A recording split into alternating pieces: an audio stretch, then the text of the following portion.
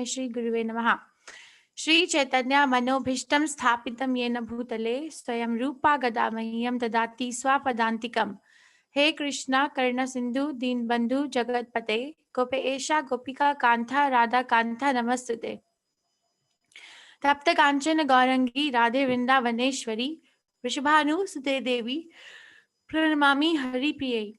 Jai Shri Krishna Chaitanya Prabhu Nityananda Shri Advait Gadadhar Shivasadi Gaura Bhaktivedanta.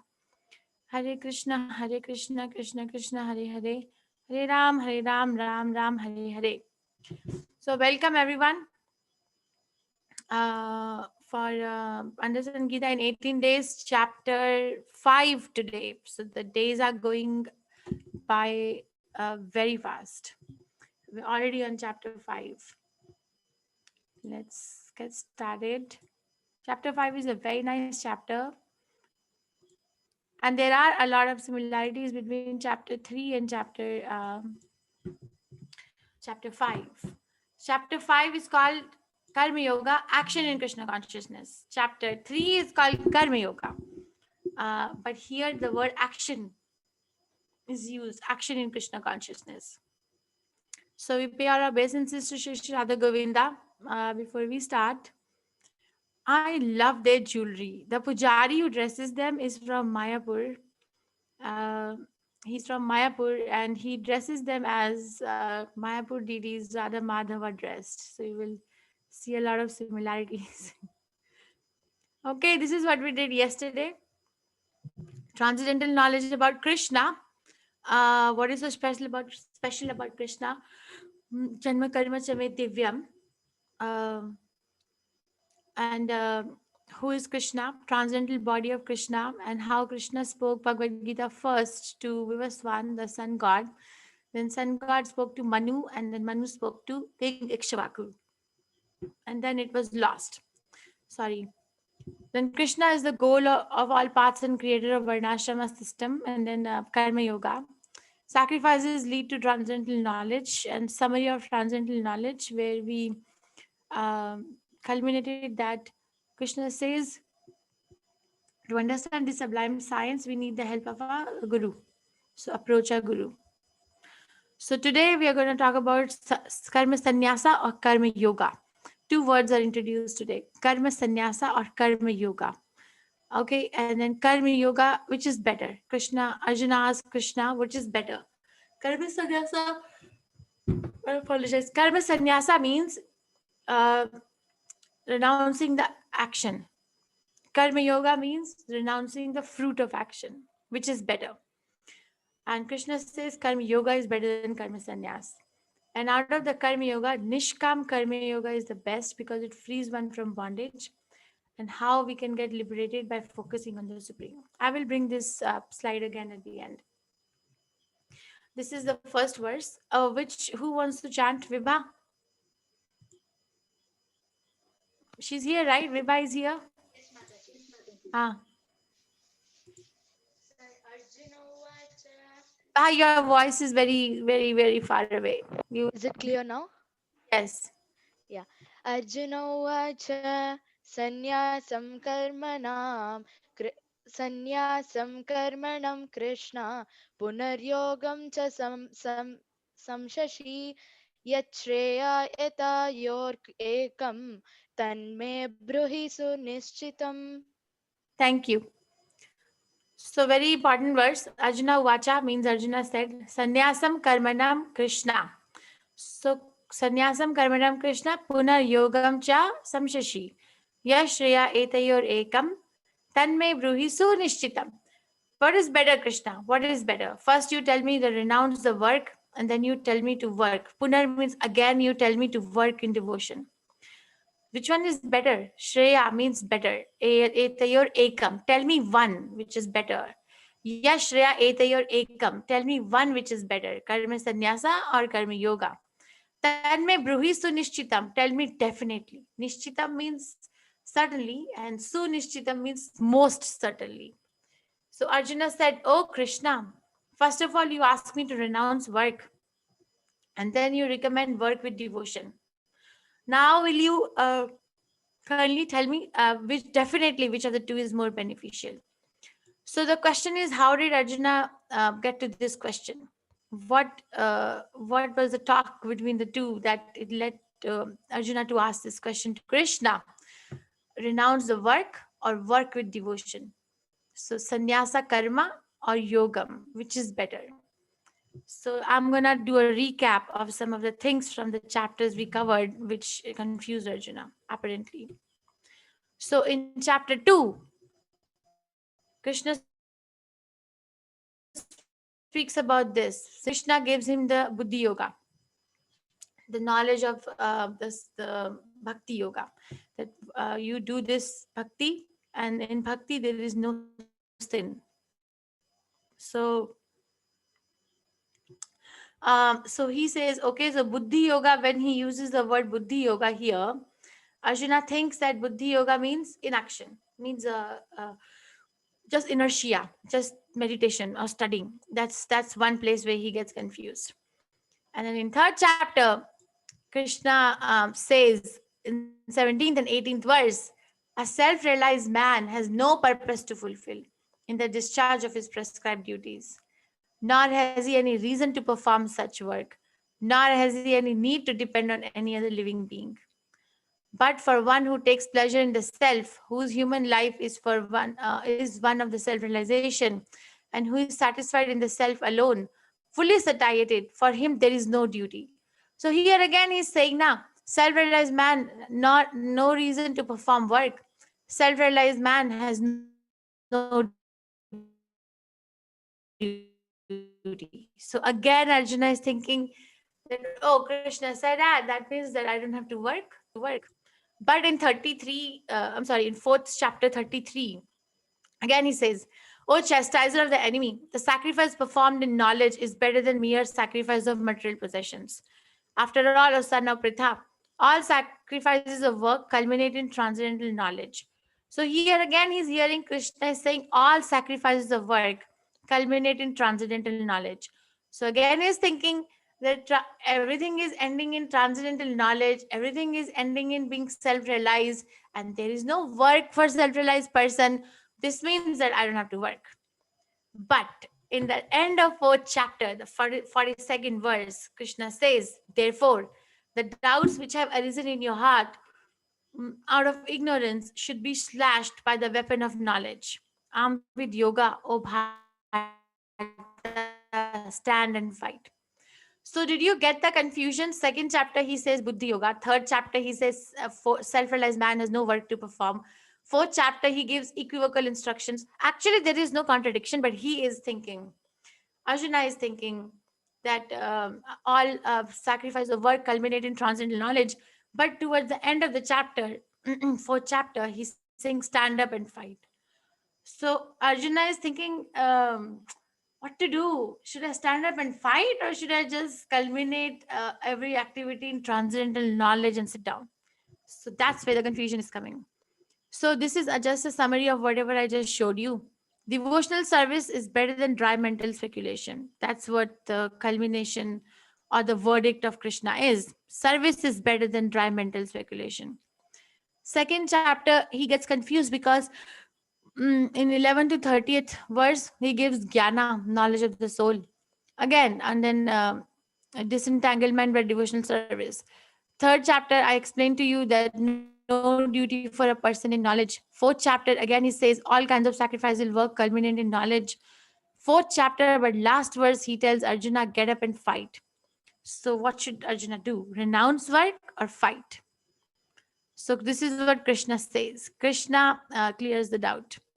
Which child wants to chant? Any child in the class?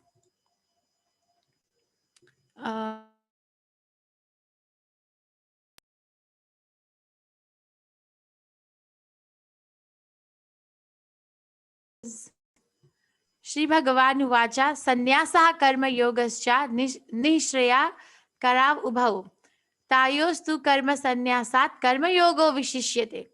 The personality of Godhead replied, the renunciation of work and work in devotion are both good for liberation.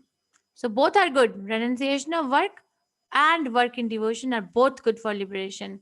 But of the two, work in devotional service is better than renunciation of work. This is the verdict of Krishna. See, this is what Krishna is saying. And people all over the world say that Krishna consciousness is for somebody who has nothing else to do. Armchair philosophy. Everything else, they have, there's nothing else for them to do. So now they are retired. So now they can do bhajan kriya. No, that's wrong. That's absolutely wrong because, first of all, the instruction was given to Arjuna in the middle of a battlefield when he was refusing to fight, and Krishna was inducing him to fight.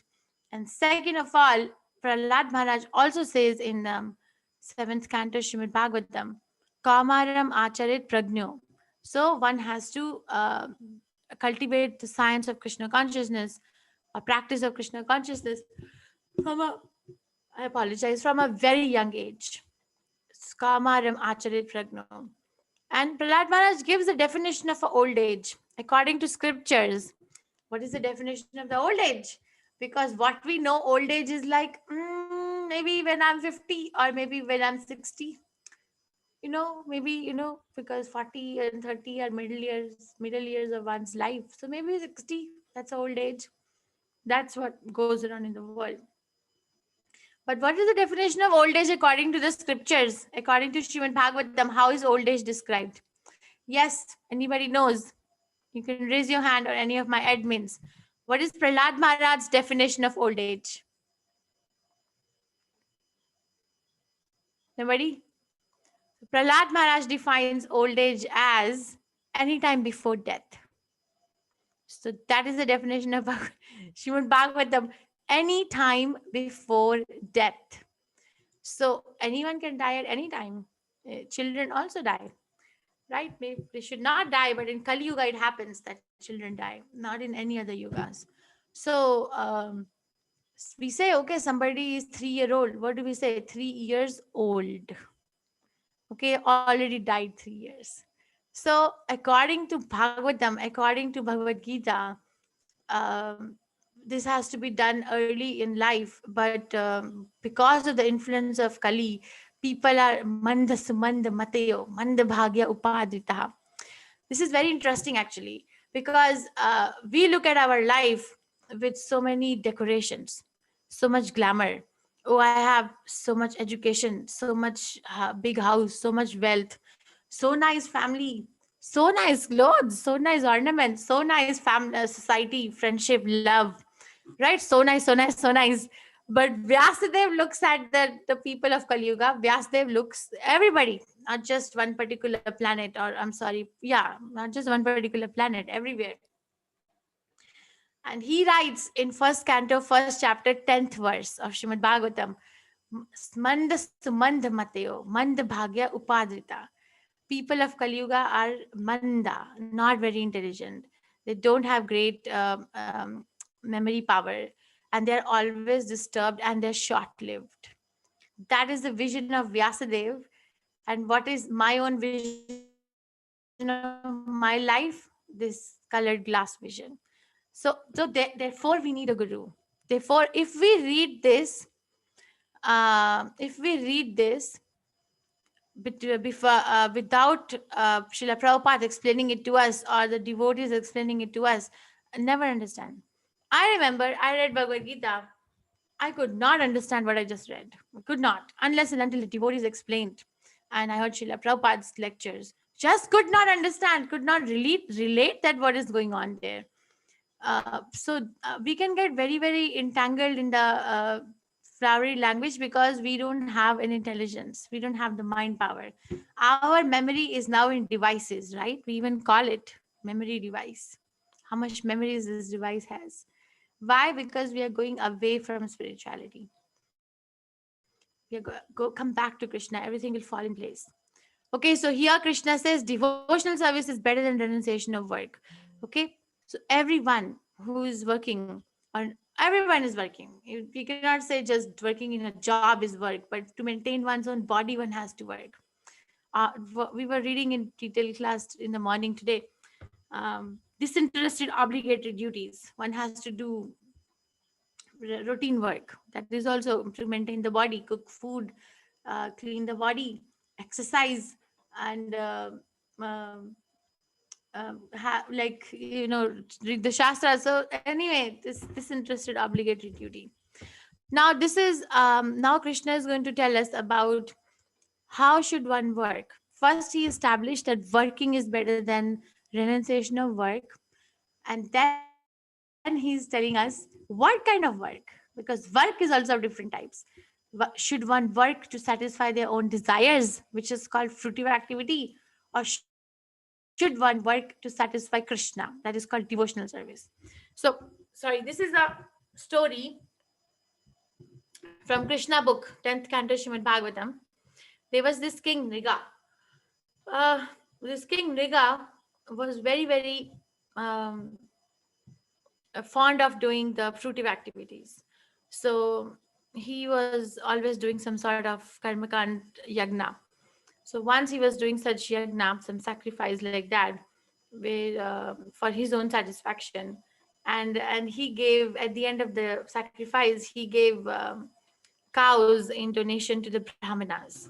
It is said that the cows he gave, number of cows that he gave, were equal to the number of grains of number of sand particles on earth, or number of stars in the sky. So basically unlimited cows he gave. So one brahmana, he was walking away from his donated herd of cows, and each cow was decorated with precious jewels and precious clothing.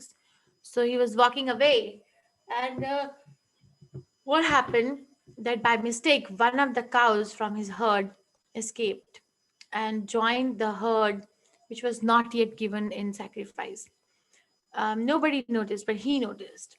So by the time he got back to claim the cow, King Riga had donated that herd again to somebody else. So that cow was again donated to somebody else with other cows, some other Brahmana. So he was telling that the Brahmana said that this was already given to me. So this cow is mine. You cannot give it again. And the other Brahmana said, this is given to me. So they both were back and forth arguing. So King Riga came and said, Maharaj, this is my mistake. I should have been careful. I am the one doing this donation. So Maharaj, please let this cow go. And in exchange, I will give you 1 lakh more cows. So imagine, let one cow go, and in exchange, I will give you 1 lakh more cows. But the Brahmanas are very angry, and they cursed King Riga that you were not careful and you have offended a Brahmana. So you will have to suffer for that. So even though nobody has a mistake, but it doesn't make sense. But yes, fruitive activities are so dangerous. He got cursed. So after he died and went to Yamaraj, he had to see Yamaraj because of this one curse. People who are pious, who are devotees of Krishna, never see Yamaraj. Done. Yamaraj, only a human being who is not virtuous, who's not done Krishna consciousness goes.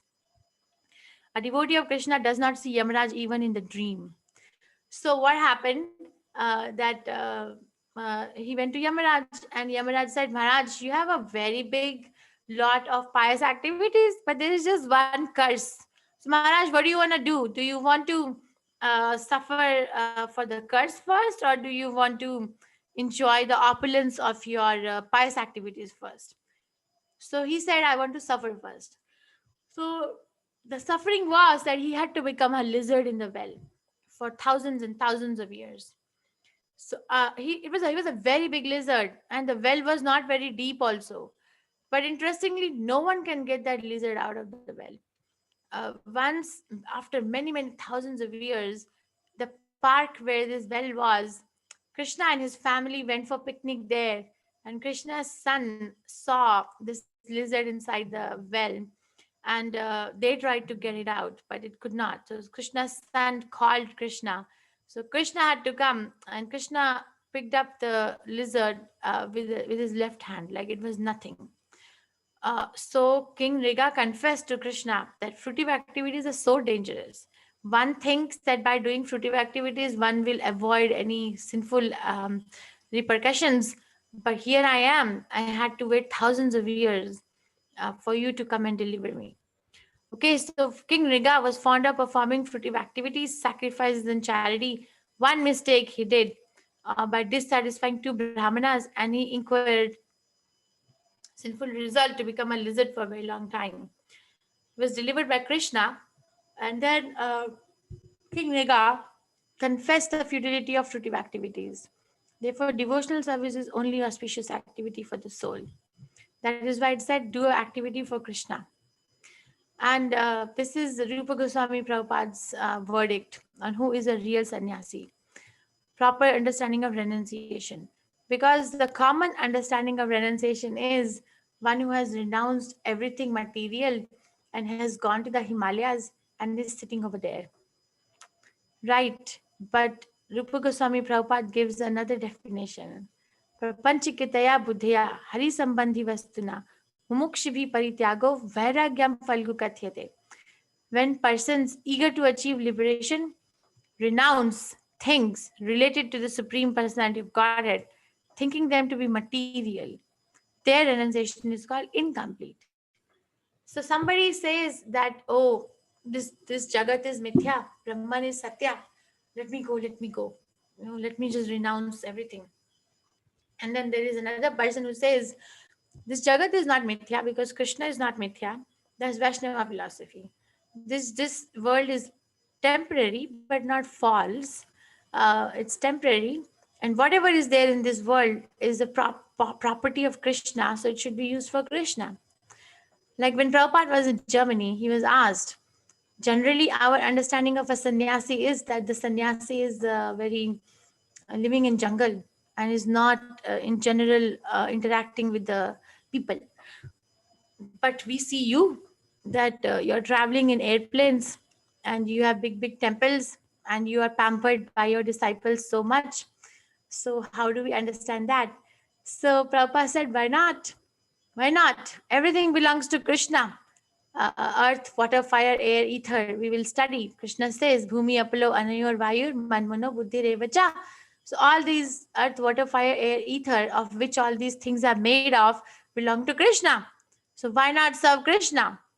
Or in other words, if somebody is very rich and they have a servant, okay, now the servant's duty is to serve the master, right? But the servant says, my master is false. Why should I serve the master? Let me just do my work and eat and accumulate whatever I can and go home. Uh-uh. That renunciation is false. That service is false. The real services, the real job description is that work for the master. So that sannyasi who is very eager to liberate, to achieve liberation, and is renouncing the things related to Supreme Personality of Godhead, thinking them to be material, that renunciation is incomplete. The person who is using things for serving Krishna, that renunciation is complete. Prabhupada said, like this microphone. Microphone is material. We know this thing has a lifespan. So somebody, a Mayavad sannyasi will say, oh, this is matter. I'm just renounce it. We don't touch matter. But Vaishnava sannyasi will say, this matter is energy of Krishna. Let me use it to propagate Krishna consciousness. So that is better. Use it for propagating Krishna consciousness rather than Falgu Vairagya Kathyate. So rather than, incompletely and falsely renouncing. That is a skill. Falgu is a river. The river which looks very deep. But when one puts the hand under the bed of the river, we can feel the sand going in between the fingers. So the bed of the river is very, very shallow, but it looks very deep. Like that, a Mayavad sannyasi looks very deep and grave. That, oh, such a nice devotee talking so high philosophy. But the renunciation is so shallow because they don't know that the things belong to Krishna. Use it for him rather than falsely renouncing it. Okay, so that is a real sannyasi. So I'm gonna.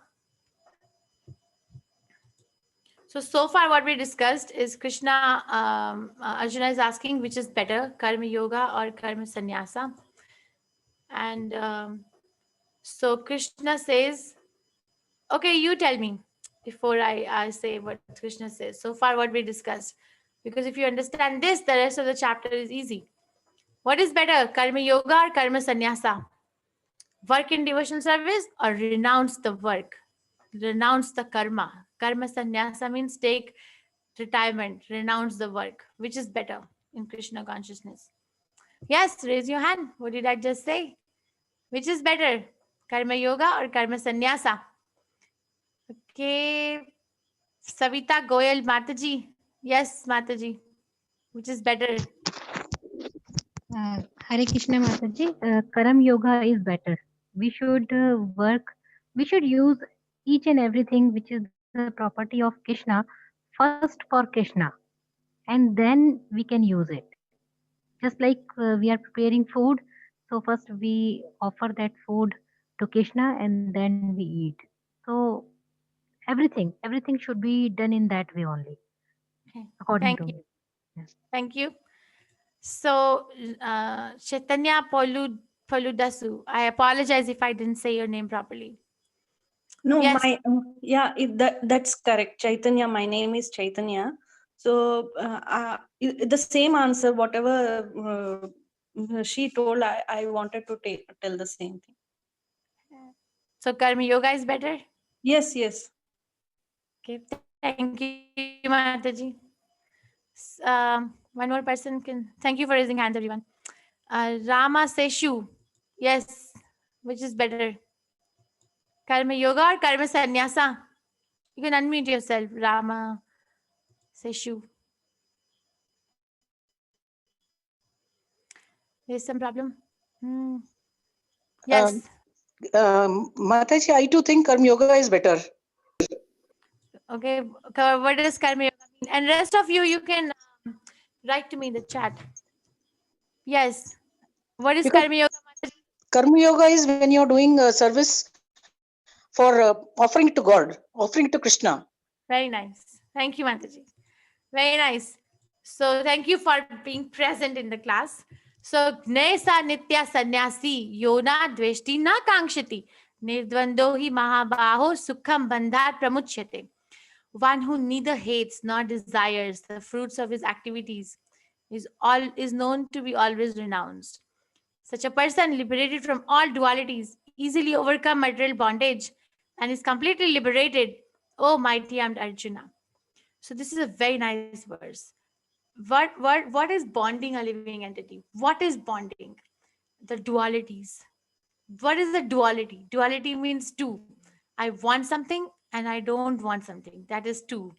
I hate something and I desire something.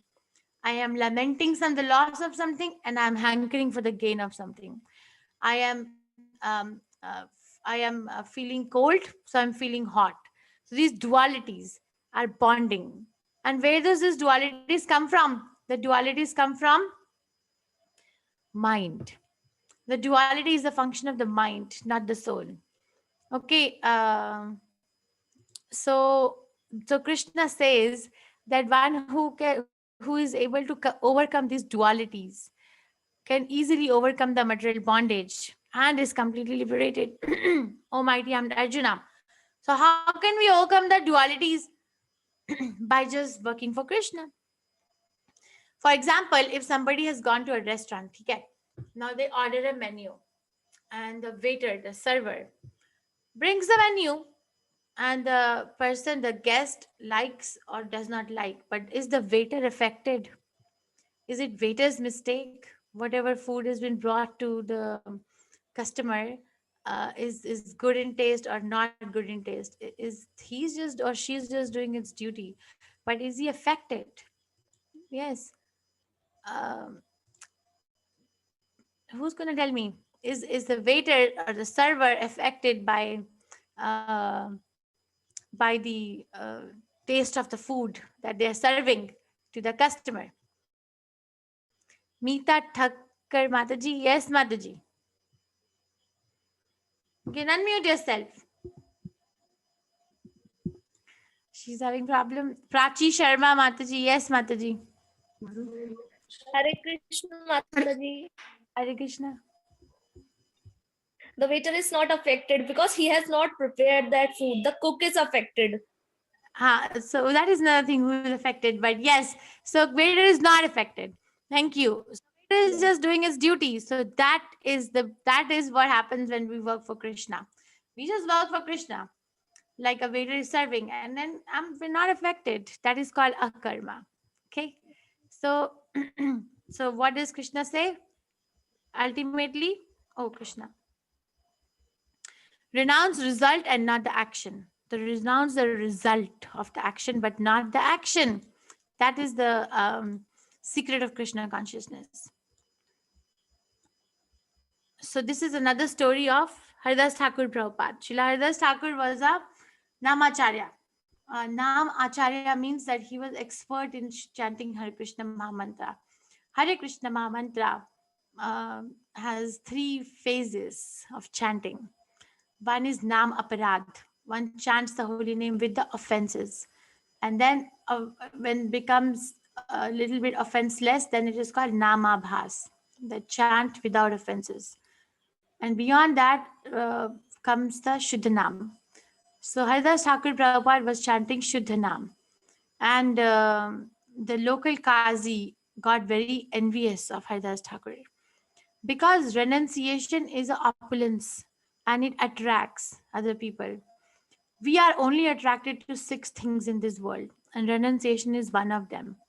So, to defame Haridas Thakur Prabhupada, he plotted a plan that in the middle of the night, he's going to send a beautiful prostitute, and then he's going to defame Srila Haridas Thakur.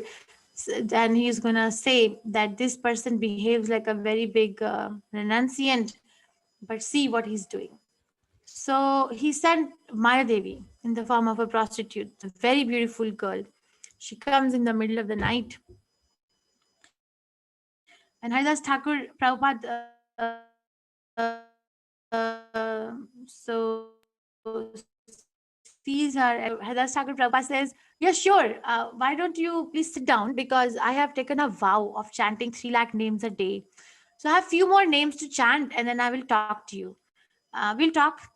So she sits down in the veranda of Haridas Thakur Prabhupada's Bhajan Kutir, and Haridas Thakur is chanting Hare Krishna, Krishna Krishna, Hare Hare, Hare Ram, Ram Ram, Hare Hare.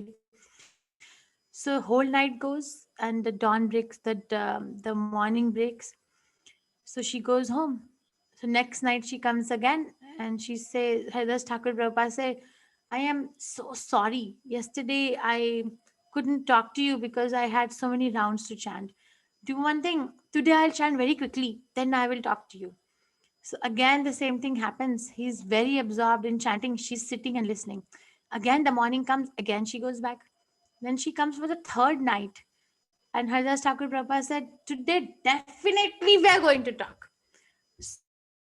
So she gets very critical. You know, he again chanting. She gets very critical and she asked Haridas Thakur, "What is it that you're tasting more? Because to associate with me, people give up everything they have. And you're the only person who is making me wait." Haridas Thakur Prabhupada said, "Yes, this is what I was waiting for because I knew you were coming. I would have just left the place. But I wanted you to ask this question to me, that what is it that's more relishable in this world?" So then Haridas Thakur Prabhupada gives her the initiation, initiates her in chanting of the holy name, and leaves his bhajan kutir. Then we see that the prostitute has shaved her head and she's sitting in the bhajan kutir and chanting and relishing the holy name. And Haridas Thakur is walking out. So that is the effect of chanting holy name purely. That we don't get affected by the dualities, like or dislike, or whether I should watch a movie or I should read Bhagavatam. That kind of battle will end in the mind. Okay, unless and until that kind of a battle is going on in someone's mind, we can judge ourselves. We are not there yet. We are not chanting the holy name without offenses. And this is another thing that happens when a person is situated in spirituality. Who would like to chant? Yes, Vibha.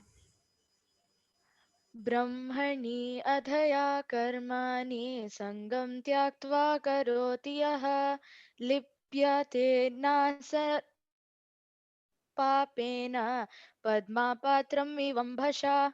Nice. Thank you, Vibha. So, Padma Patram Ivam Bhasha, one who performs his duty without attachment, surrendering the results onto the Supreme God, is not affected by sinful action, as the lotus leaf is untouched by water. So, he is telling Arjuna, you're thinking that this is a sinful fight and you don't want to fight because of this, or you're confused whether I should even fight because if the culmination is knowledge and for a person who is situated in knowledge, there is no work described. Why should I fight also? So all these things and all these arguments will end when you are completely in Vivasatmika Buddhi, when you're completely resolute in your determination that you have to do it just because Krishna wants you to do it. These kind of instructions can be given to a living entity only by a spiritual master. That is why it is a must to have a spiritual master. We are in the perplexities of the material world. We cannot decide what I want to do. So many times things come up. Should I do this or that? Which is better? So is that person who is performing his duty without attachment, surrendering the results onto Supreme God, is not affected by sinful action, as the lotus leaf is untouched by water. So the lotus leaf is growing in a filthy place, muddy water, but is not affected. Still it maintains its decorum, it maintains its beauty because it is completely detached, even though it is there. So I'm going to show you Srila Prabhupada. This is Srila Prabhupada sitting in the hippie hill in San Francisco, Golden Gate Park. Okay, he's sitting in the middle of the hippies.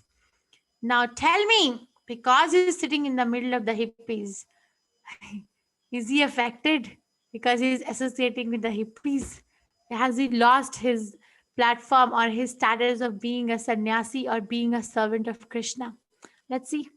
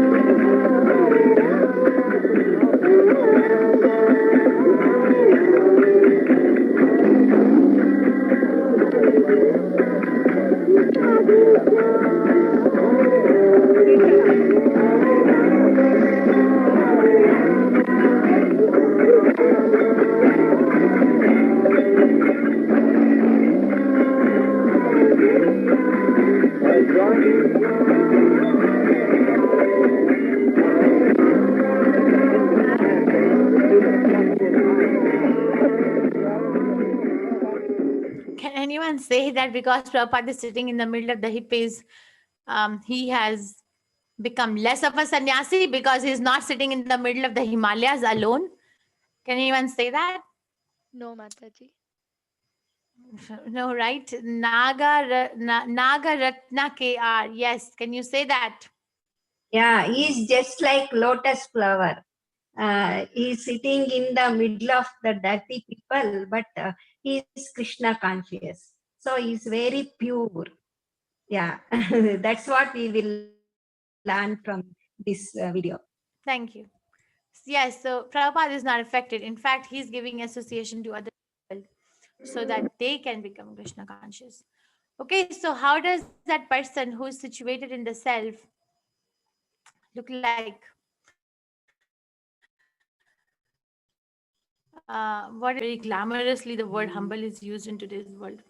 Oh, I am so humble. This person is so humble. What is the humbleness described there?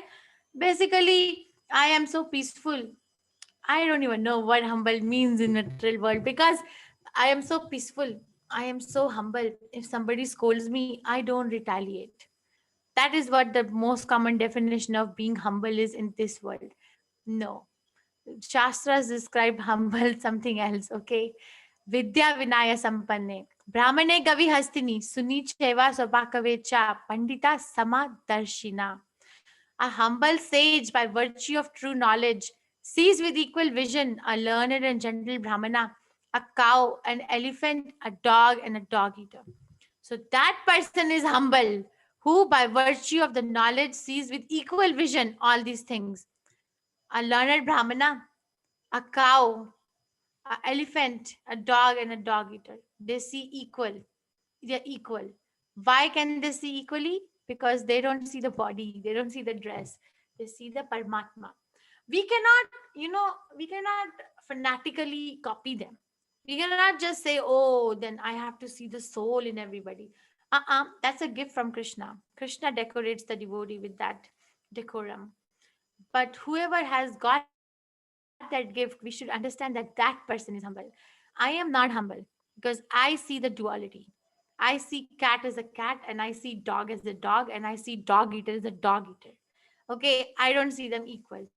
But this is a goal. There are two words in the Shastras. One is called Shreya and another is called Preya. Okay, so or Anukaran or Anusharan. Anukaran means copy. Copy a great devotee. Dress like the great devotee. Look like a great devotee. Talk like a great devotee. Walk like a great devotee. But what is going in the heart? Dirty. Why? Because what behind the reason of looking, dressing, and talking and walking like a devotee, the real inner reason is I want to be famous. So there's a desire for fame. That person is not humble. That's called copy. They're copying the great devotee. And then there's another one who's Anusharan, who takes shelter of a great devotee. And surrenders that I am vulnerable, I am suffering, I have all these things, I don't even know who I am. I'm thinking I'm this, but I'm going to die. So who am I? That person is sincere.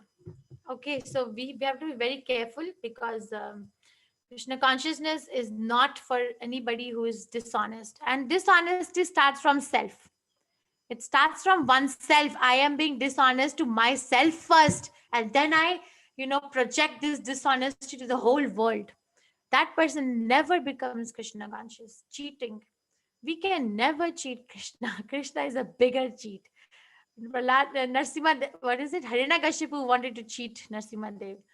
Hiranyakashipu wanted to become immortal. So he asked Brahma, make me immortal. Brahma said, I cannot make you immortal because I'm myself mortal. How can I give you something which I don't have? So he said, okay, then do one thing. Give me a benediction that I will not die by any weapon. I will not be killed by any human being, any animal, any forces of the nature. I will not be killed in the daytime or nighttime. I will not be killed in the land or water or air. I will not be killed inside or outside. There's so many, Then Brahma said, done, done, done, done, done. And then he's thinking, I cheated Brahma because he just gave me immortality. Okay, that's what he's thinking. But who knew? How did he know? Narsimha Dev will come, not a man, not an animal, half man, half animal. Who can say that he's animal and he's man? Nothing. He killed Hiranyakashipu not inside, not outside, but just at the edge of inside and outside. He killed Hiranyakashipu not in the daytime, not in the nighttime, evening, Sandhya, when there's a juncture. He killed Hiranyakashipu not in the water, not in the air, and not in the sky. He killed him in his lap. He killed him with the with his sharp nails. That's not a weapon. So he thought he can cheat God.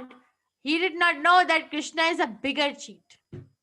So please, we should not try to cheat ourselves. We should not try to cheat the public because we lose our own time and goal in getting the fame and recognition from someone who is also condemned to death as much as I am condemned to death. Not going to work because Krishna consciousness is eternal relationship. Okay. So this is very nice. Yehi sparshaja bhoga. So far I discussed karma sannyasa, karma yoga. We established by Krishna's verdict that karma yoga is better. And then which karma yoga? The karma yoga person who is really going out in the public and fighting the forces of Maya and establishing Krishna consciousness, or the person who is renouncing everything and sitting in the middle of the Himalayas, which is better? So we all unanimously agreed that the person who is using things for Krishna is better than the person who is renouncing, saying that it is material. That is Rupa Goswami Prabhupada's verdict. Nirbandha Krishna Sambandhe Yukta Vairagya Uchyate. Nirbandha Krishna Sambandhe. Use the object in relationship to Krishna. That is called Yukta and Vairagya. That is a real liberation or renunciation. Okay, and then we discussed that what is the definition of humble? Because I don't react to somebody's blasphemy on me, because I don't raise my voice, because I tolerate so much from these people, I am humble. No, no, and no. Humble is a person who is decorated by Krishna, because by virtue of this vision, equal vision, because the vision is decorated with knowledge. They see Paramatma sitting in the heart of every living entity. Now, the question arises that what are the blockers in becoming humble? What are the stumbling blocks? So this is what it is. Yehi sparshaja bhoga dukha yona eva dukha yonaya evate adi antavanta konteya nateshu ramate buddha. An intelligent person does not take part in the sources of misery, which are due to contact with material senses. O son of Kunti, such pleasures have a beginning and end. So the wise does not delight in them. This is such a nice shloka.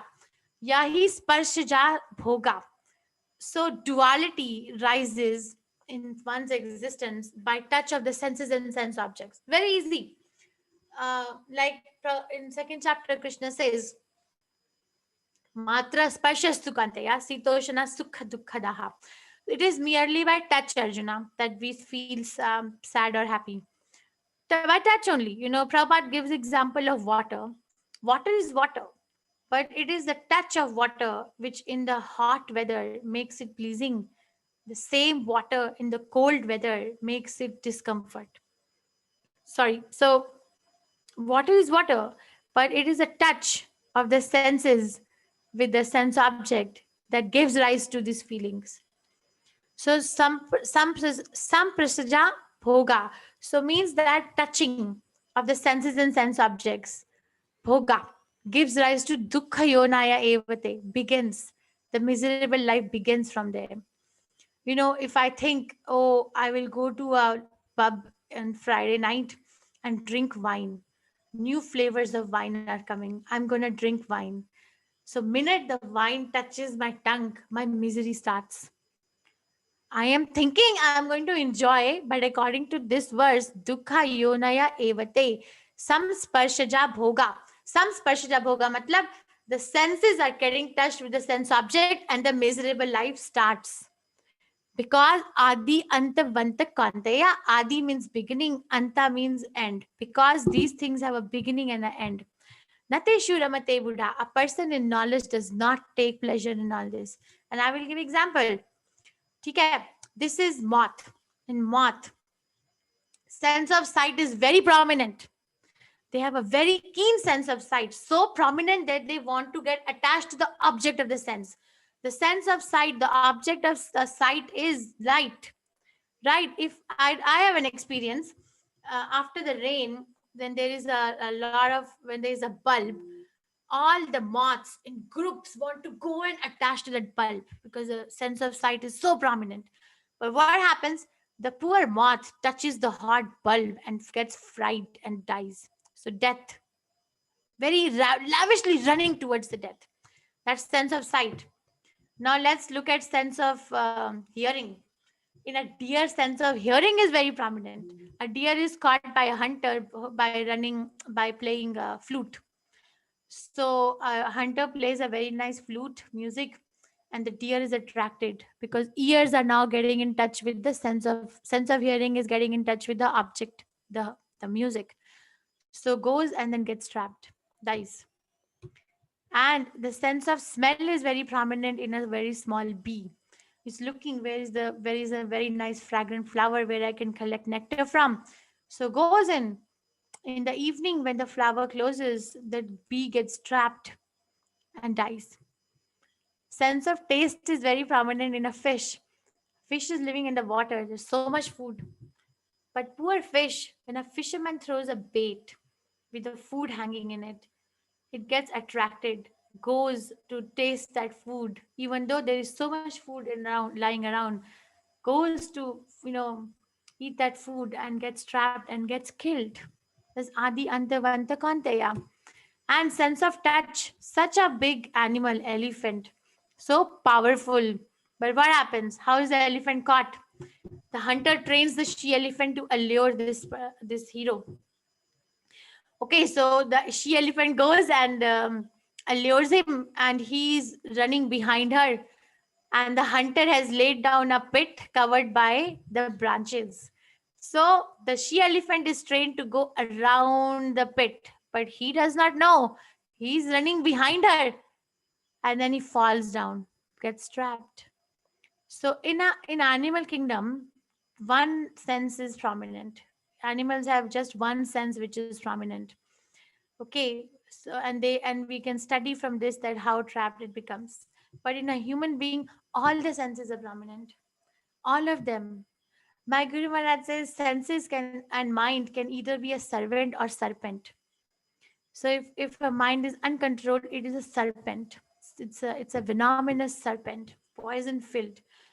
Every moment is like getting trapped into death, more near. When someone does a sinful act, they reduce the duration of their life. There are certain activities which a human being can do to reduce the duration of life or to increase the duration of life. So sinful activity reduces the duration of life. Okay, so we are in the network of all these senses and desires, and we are looking for an enemy outside, but actually it is inside, and that enemy is uncontrolled mind. But a devotee can cut all this by surrendering everything to Krishna, by regulating the senses. That is the meaning of the word regulation. Don't get overtly attached that, okay, I have once 10 saris, I want 11th. And unless and until I get that 11th, I am not going to rest. So I will do anything and everything and try to save money so that I can go and buy that piece of cloth. Okay, somebody gets it, somebody wears it, then what? Then it just goes and hangs in the almirah or a closet. Uh-uh. Lost so much time wasted. That time that one was meditating on buying a piece of cloth could have been used to understand Krishna and chant Hare Krishna. It's a very we don't know what we are losing. And this is the last verse of this chapter. This is called peace formula of Bhagavad Gita. Bhoktaram yagna tapasam sarvaloka maheshwaram suhridam sarvabhutanam kyatva mam shantim rachati. Vibha, you wanted to chant? Oh, you logged out. So Bhoktaram yagna tapasam. Krishna says that I am the Bhokta. Bhokta means enjoyer. I am the only enjoyer. Of what?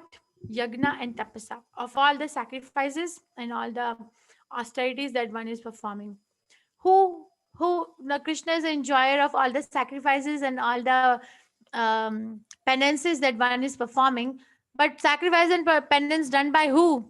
Done by who? Kartik Prabhu or Sita Mataji or Anvya Mataji or Prem Kishori? Who? No. Sarvaloka Maheshwaram, by everybody. Sarvaloka means all planets, all living entities, whatever sacrifice and penance one is doing, Krishna is the only enjoyer. You do the sacrifice, give it to Krishna. Suhridam Sarvabhutanam. Suhrat means best friends. Second chapter Bhagavad Gita tells us 3 levels of friendship: Suhrat, Bandhu, and Mitra. Suhrat is the best friend.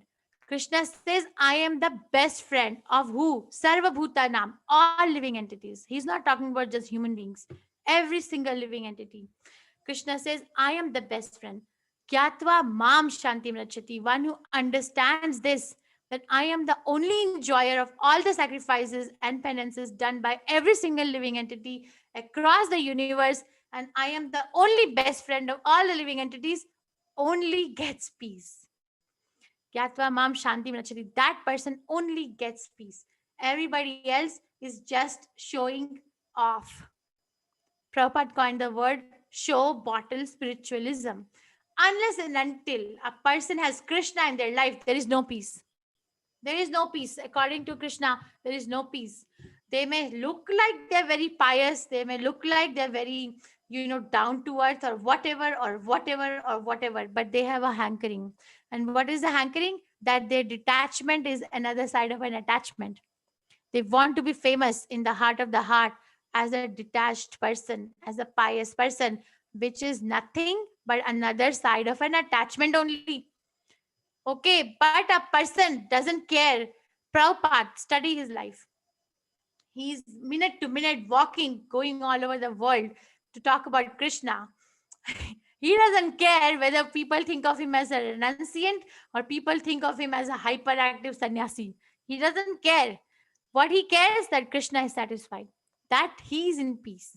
He is in peace because he's not attached. That is real detachment, not that attached detachment, but in the sense of attachment to the detachment. I may not be making sense, but that is what it is.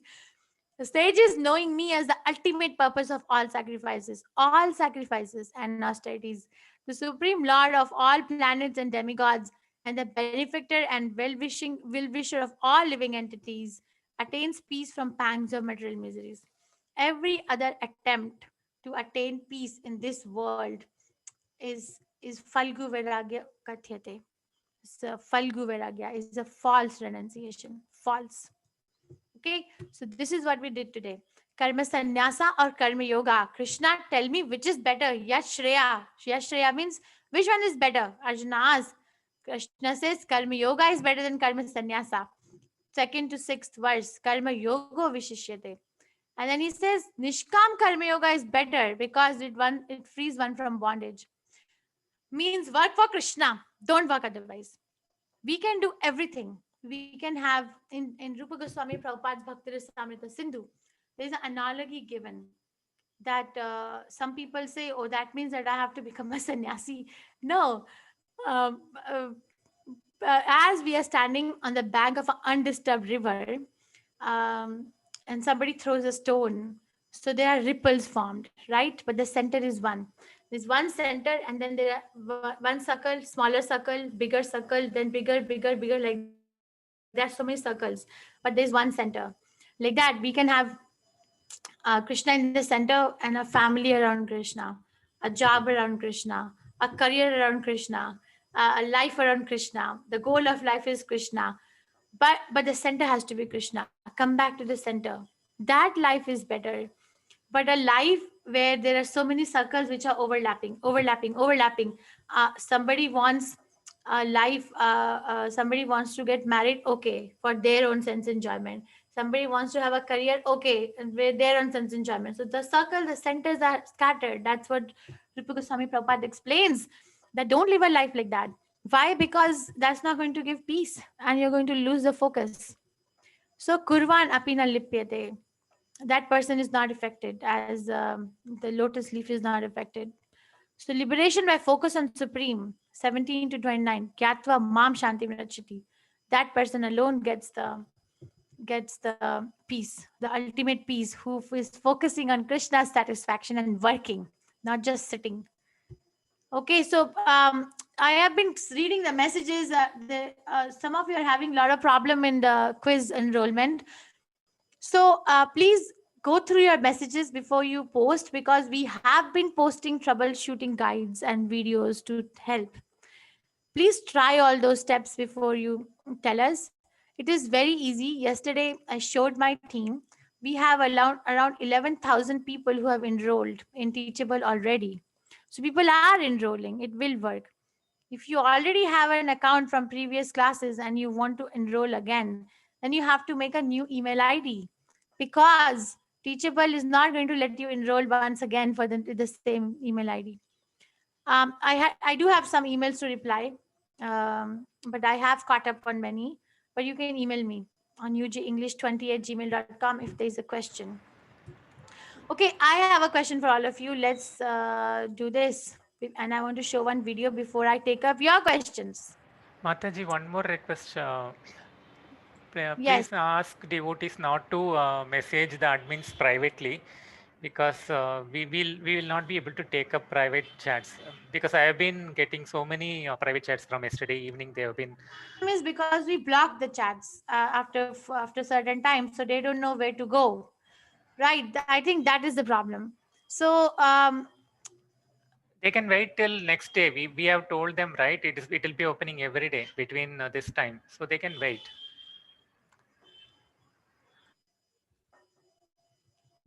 Yeah, or you can email it to me. Okay, don't message the admins privately. You can email it to me. And if your question is still not solved next day, then you can keep emailing. I will reply. Okay, please read this. Explain the analogy of a lotus feet, a lotus leaf. I apologize. Oh, this has to be just. Just as lotus leaf, though remaining in water, does not become wet, a saintly person does not become affected by sinful reactions.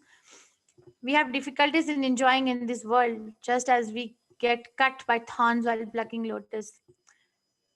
When we are in difficulty, we should offer lotus leaf to Krishna. Just like lotus leaf is the biggest among all flowers, leaves, Krishna is biggest among all descendants of Yadu dynasty. Sorry about the cutting. So what is the answer?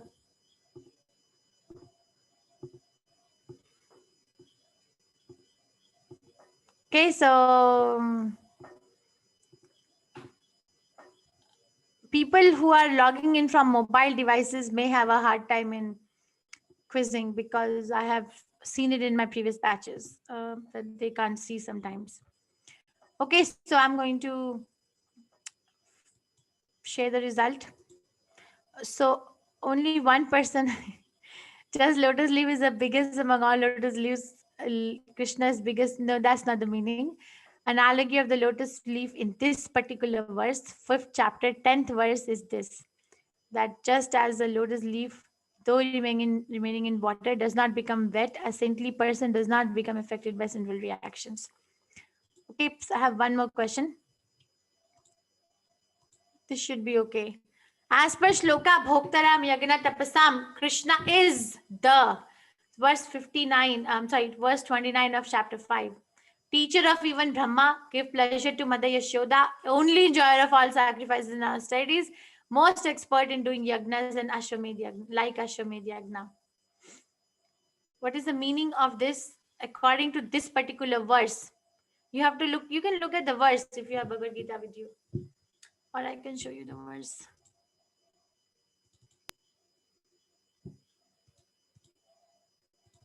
This is the verse.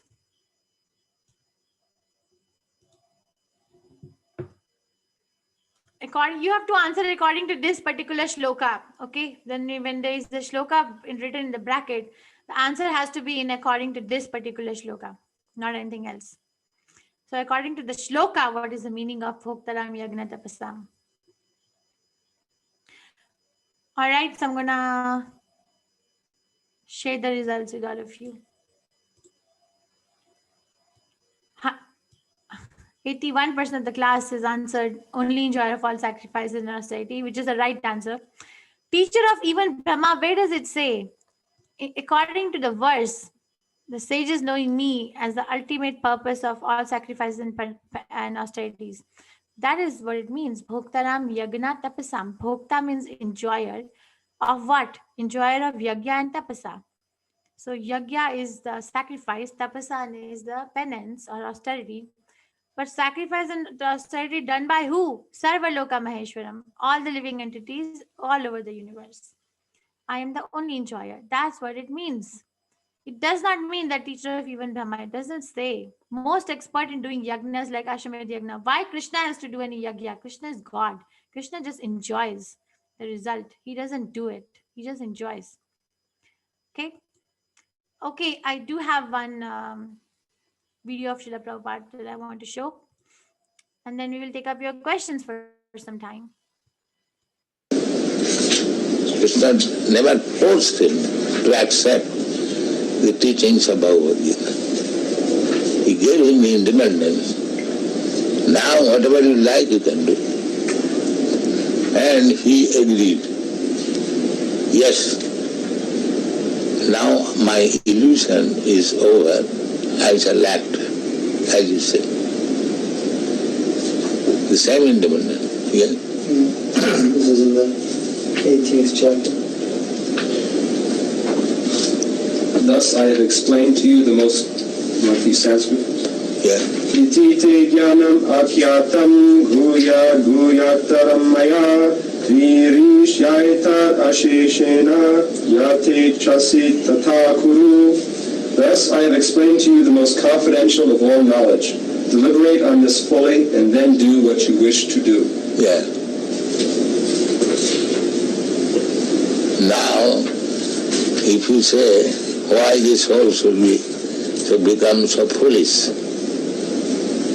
So that is misuse of independence.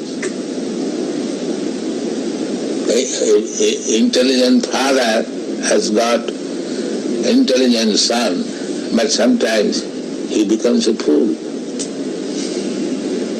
So, what is the reason? That he is this part and parcel of the father.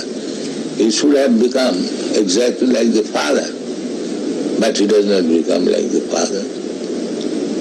I have seen in Allahabad, as a big lawyer, barrister, Mr. Banerjee, his eldest son was also a barrister, and his youngest son, on account of bad association, he became a kawala. A kawala means, in India, there is a carriage drawn by one horse. So, he liked to be an ekala. That means he fell in love with a low-class woman, and by her association, he became an ekala. There are many instances. Therefore, it is the duty of the human being how to control the mind. Not act like cats and dogs. That is human being. He should be inquisitive. Why this happening? Why this happening? And he should take education. That is human life. And if he does not inquire, if he does not take education, then what is the difference between him and the dog? He remains a dog. He has got this opportunity of human life. He should take advantage of understanding what is what. Not to keep himself in the dog status, simply eating, sleeping, sex life, and defending. That is the distinction between dog and human being. If he does not become inquisitive, how to control the mind? He is not even human being. And dog never inquires. The dog knows that when I bark, people become disturbed. He will never ask how to control this barking habit. Because he is dog. He cannot do that. A human being can do that. People hate me. I do something wrong. How to control my mind? That is human being.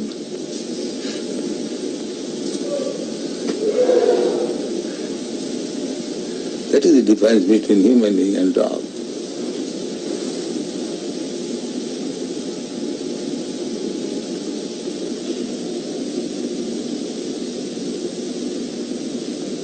Therefore, Vedic injunction is, go and inquire. You have got this human form of life. Athata Brahma Jigyasa. Now this is the time for inquiring about the soul. Tad Vijnanartham sa Gurumeva Aviyachet. If you want to understand this science, then go to proper Guru and take lessons from him. The same thing as we instruct our children. If you want to be educated in the higher status of life, go to school, go to college, take lessons. That is human society. The dog's father will never ask the dog, child, go to school. No, they are dogs.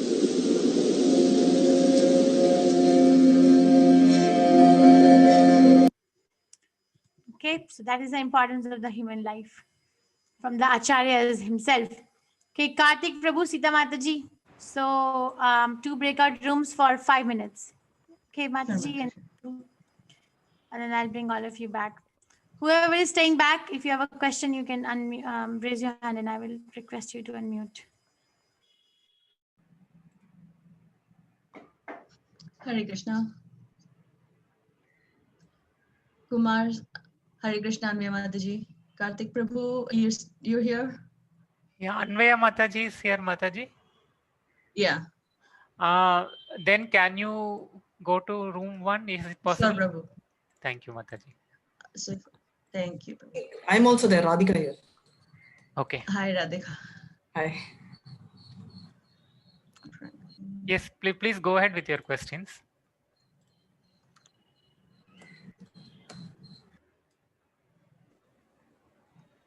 Yes, Mataji, I had, Kartik Prabhu, I had one question regarding the misery that was discussed. See, it was told like for the human beings, all the senses are sensitive, not like the animals. Correct. In that case, suppose if a person is more materialistic, a big house or being rich, so what is that a human being will have such kind of thinking and the inclination towards it. So, but what you say that we should not be having such kind of thinking, or we should not be ambitious because that leads to so many things, so many other things further. So what can be the justification for it, or how do we go about that? That's what Mataji was telling, like all these materialistic things will give a kind of satisfaction, but that is not an actual satisfaction, because it is going to satisfy your senses only. And in Srimad Bhagavatam, it is clearly said, Dushpuram Analena. So all these senses, it will keep burning like a fire, and it will not get satisfied at any point. It is not going to get satisfied at all. That's what it is said in Srimad Bhagavatam. So, Okay, so being yeah, known about it is important. Yeah, how much you feed the senses, how much you get rich, or so how much your money you get, it will not get satisfied at all. The only way to get satisfied is the real happiness is Krishna consciousness. So once you start doing Krishna conscious activities, you transfer your mind, like it's not that you have to leave your job and then don't accumulate your wealth, not that, but keep your mind fixed on Krishna and include him in all your activities. So slowly that you will get detached from the desires, fruitive desires, from the other materialistic things. That's what Mataji is coming to say. Anvaya Mataji, you want to add something, or is that fine?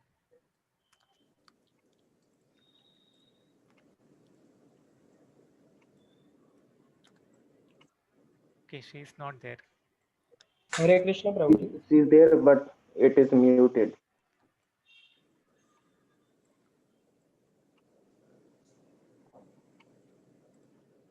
Can you hear me? Yes, Mataji, now we are able to hear. Yes. So this Henry Ford was a very rich man, and we all know, no, Ford company, and he is minting money like anything. And he came to Prabhupada, got initiated, but at no point Prabhupada told him wealth is bad. Ambarish Ford, his grandson, but you have to utilize your wealth in a correct way. So you must say whatever it is, in how much ever you have, donate maybe 5%, start with 5%, give it to maybe the poor people who are serving the Lord, or in some temple, or this way, and slowly you make Krishna as the center of your activity. Now you're earning money, maybe you're having an industry, but if Krishna is not a center, it is going to give you grief. So earning money and being ambitious or having wealth is not at all bad. But later on, as we progress, Mataji will tell you, she will give examples also, that you have to donate 25% of your wealth, keep some for yourself, emergency, or something. But for us it is too difficult to follow those percentages. So you can start with whatever little percentage suits you, but every year or every month some amount you donate, and earning wealth is not bad. Prabhupada told this Ford to concentrate on his work. Yeah, okay. Thank you, Mataji. So basically, the wealth or any kind of inheritance that we can divert it for the welfare of the poor or Krishna consciousness. And Krishna should be activity of that this thing of your wealth. Okay. Yeah, thank you. Okay, and you must always start from small amount. You should make a sankalpa. Okay, now every year I will donate this amount. And I see, just it does not stop at donation. You must do the chanting every day. You must read the scriptures every day, and slowly and steadily you will be getting the answers to all your questions. Okay, thank you. Yes. Yeah, next person, can you please ask your question? Yeah, Hare Krishna Mataji and Prabhuji. Hare Krishna. Hare Krishna. Actually, I have many questions, but I'm asking only one. There was a verse that Krishna is the enjoyer of all the sacrifices and austerities. Yes, Bhoktaram Yajna Tapasam, correct. Yes. Yeah. Sarvaloka So there, Maheshwaram. yeah. So there are many animal sacrifices also being done in some temples and some religion.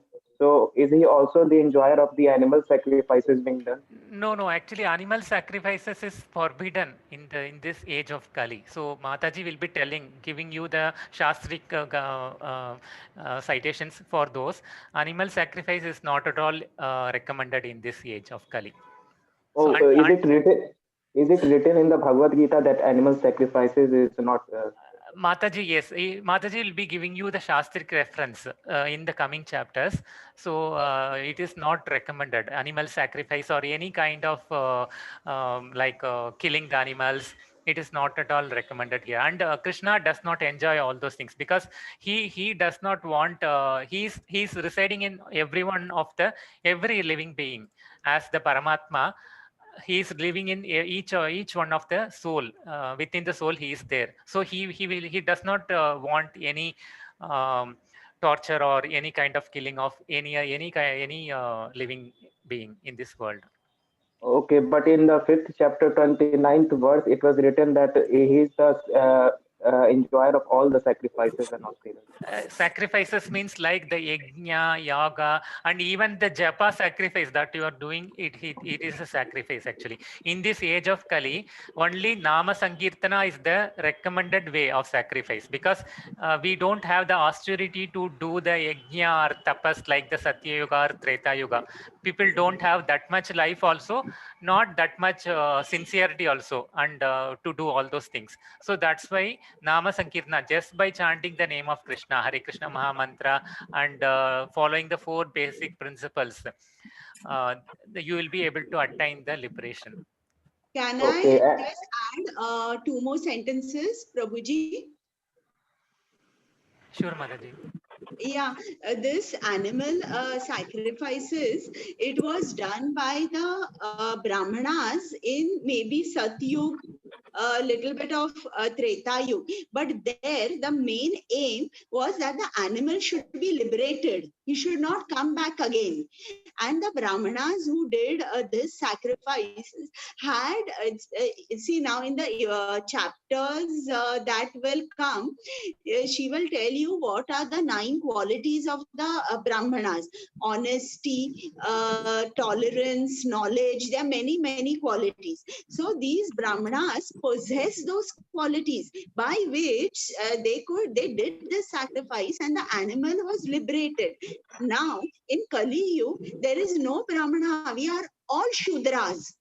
All Shudras. There is no one who is a Brahmin. So hence in this yug, it is Kali Yug, this is banned. However, some of them, in the Tantra Vidya, they are doing these sacrifices for the goddess, but I'm not sure. Krishna has in Kali Yug, it is banned. Yeah, What Kartik Prabhuji told you, it is banned in Kali Yug. But if you are asking me the reason why this sacrifice was done, it was for the liberation of that particular animal. and they will be seeing the eye of the animal and telling them that this life I'm killing you, and the next life you kill me. They give that promise, and then only they do that one. And everything would have been done with a proper way, chanting the mantras, following all the rules and regulations in Satya Yes, Yuga, yes. not in this Yuga. But so we Yes, it don't is have that banned. much austerity to do all those things in this Yuga. So we are not recommended to do it. And Krishna will not accept killing of animals. We need to, if we are doing, then we need to face the consequences in the next births. Okay, but if they were looking in the eye of the animal and promising that you kill me in the next birth, that means the Brahmana is not getting liberated and he is going to born as an animal in the next birth, right? Yeah, but how many animals he can tell like that, right? That's why they are telling it is not practically possible, and you end up coming and living in this world like an animal or some other thing. Since this birth he has got a human form, he is able to understand at least something about Krishna. But if he gets a birth of an animal, he won't be able to understand that also. So when he will reach to Krishna? So whenever we got this opportunity as a human being, we should go to the advance to the next level. We should not think about degrading to the bottom level, the animal thing. Okay, thank you. And I have one more question to ask. Can I? Yes, yes. Yeah, there was a verse regarding that who is humble. The humble person is one who considers a dog eater, dog, brahmana, and Yes. Equal all vision. equal vision. Yeah. So in Advaita Vedanta, are the people humble? What did you say? The people in the Advaita Vedanta, are they people humble? Advaita Vedanta means we don't get to understand. The Mayavadis, right? No, Mayavadi philosophy we don't encourage in Vaishnava, Sri Vaishnavism. We don't accept the Mayavadi philosophy. That is, Prabhupada does not agree to Mayavadi philosophy because that is not going to give you any liberation. Why? I was asking the reason exactly.